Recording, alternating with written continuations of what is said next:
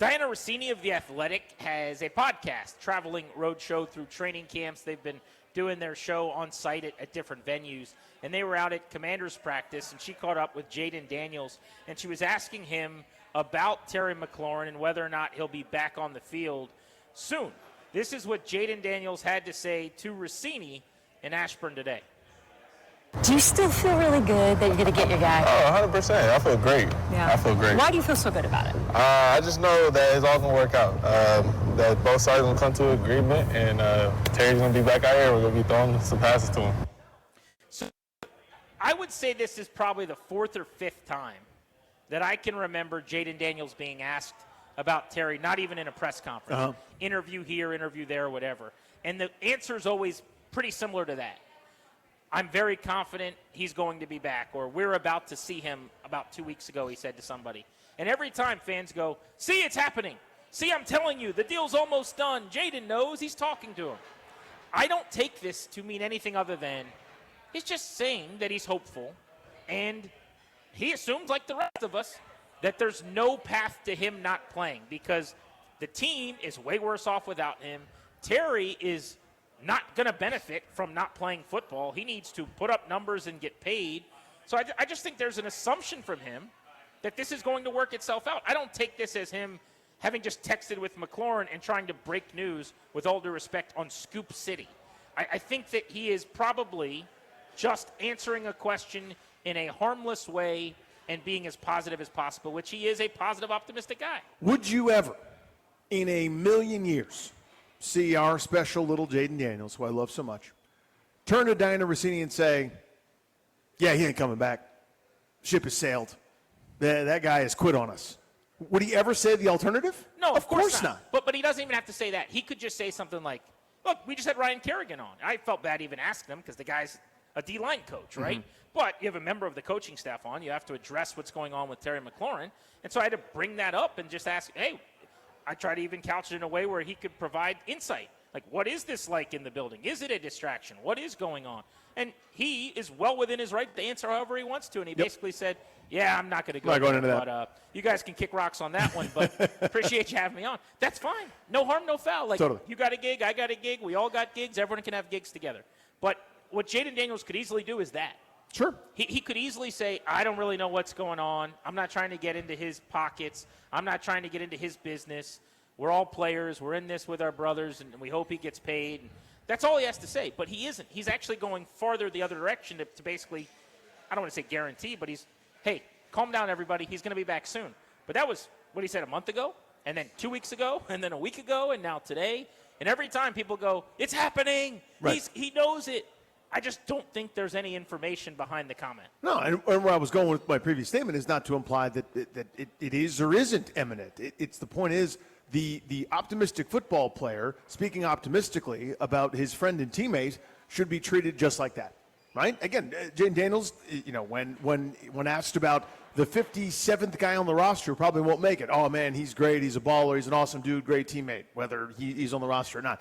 If you went up and down the lineup and asked him about any player, anybody that he's gotten to know over these several months as this incredible leader, this positive person, this trillion-dollar smile-having, superstar in the making here in town, he would say, the kind of gregarious, other-centered, beautiful things about that person. I have no doubt about that. And that's all that was to me. And so I saw that same reaction that you did. I saw that same reaction that you did, by the way, a month ago, whenever the hell it was, 2 weeks ago, when he was like, yeah, he's coming back, I got no doubt. The same kind of deal. Everyone's going, I'm dunking on you. Here it is. It's coming. He's signing tomorrow. LOL. I have no idea. I want it to happen too, but I don't read that as anything other than Jayden Daniels is wonderful. It might have been at his last press conference, I can't really remember, where he said something like, it's going to happen real soon or something. And those were the words I think that got everybody kind of worked into a little bit of a frenzy, and we're frothing at the mouth that because everyone's just waiting for a morsel. Like, everyone's like, this has to end soon. Mm-hmm. So everything's got to be something. Whenever Quinn talks at the podium, we're reading between the lines. The agent has kind of gone dark, not saying much. McLaurin hasn't spoken in weeks now. So we're just looking for whatever information we have. And we all know Jayden Daniels is communicating with him.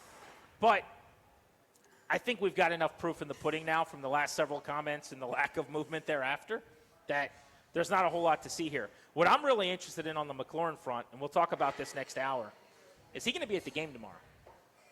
He was not at the game on Monday night.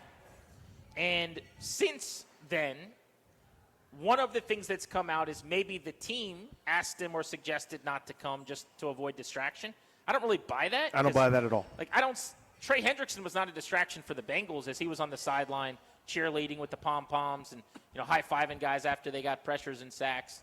Even though he was all over national TV, Monday Night Football, they're showing him. That's not a distraction. Yeah, Jamar Chase is being asked about him in real time. Yeah. But if it's true that the team didn't want him there because he was a distraction on Monday, why would that change on Saturday? So I am actually fascinated to see if he shows up again. Because can you imagine if in your third and final preseason game, where we're now just 3 weeks away or whatever it is, less than that, from the regular season, if Terry McLaurin is still not showing up for games? Let's say he doesn't. Will that change any feelings you have about the near future? Well, Monday's my day. I've said all along, like, if you're not now doing things to get ready for the season Monday, that's when I have to go full, like, Zero Dark Paulson on you. Okay. That's when it's like, season is more important than whatever you're trying to accomplish. God bless you. You had all off season to figure this out and to put up your fight. And I've been listening to my kid throw a tantrum about going to bed. Yep. And I'm just chilling. I'm like, yeah, I understand. Totally, buddy. It ain't Bedtime's fair. not Yeah, fun, bedtime, man. Yeah, I know you need a water. Oh, come on, Dad'll get it for you. Oh, you need that? Dad'll get it for you. We're about 30 seconds away from me screaming at the top of my lungs, get in your room!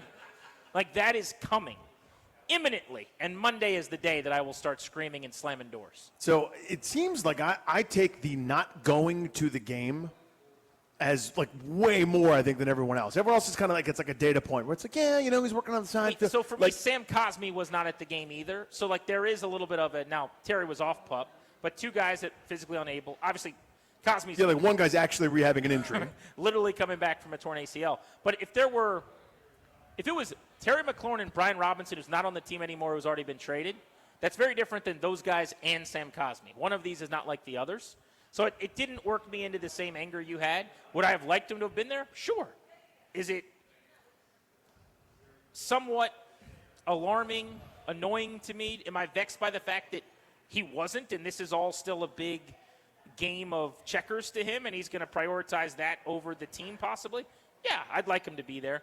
But like you, it was like a personal affront. Yeah, you can't do that. How you feel about him as a person changed? It's just not ever the right thing to do. So, but if he doesn't go again and the team excuses it or whatever you want to call it, I mean, again, to me, it was pretty clear to me is the team decided we're not going to fine you because now we start getting so deep into your pockets that it becomes irrevocable. And there's no point to that. We don't need your $890,000, whatever the hell the total is. That doesn't really help us do anything. It doesn't mend the bridge between us. It doesn't mend this divide. It doesn't help us get a deal done. It doesn't help you play football this year, which is what presumably we all want you to do. So there's no incentive for them to start fining people. That's if you want the person gone, right? Let's see, Trent Williams and Bruce Smith. Bruce Smith, I'm sure, Bruce Allen. So there's no reason for them to do that. So them agreeing to it is kind of, that makes sense to me. So if they agreed to this next one too, like, I mean, this to me is like way worse than I ever would have imagined. If he's not at the game tomorrow, like, oh my God. I mean, I've felt that way for 5 weeks, though. I thought this thing would have been wrapped up in early July.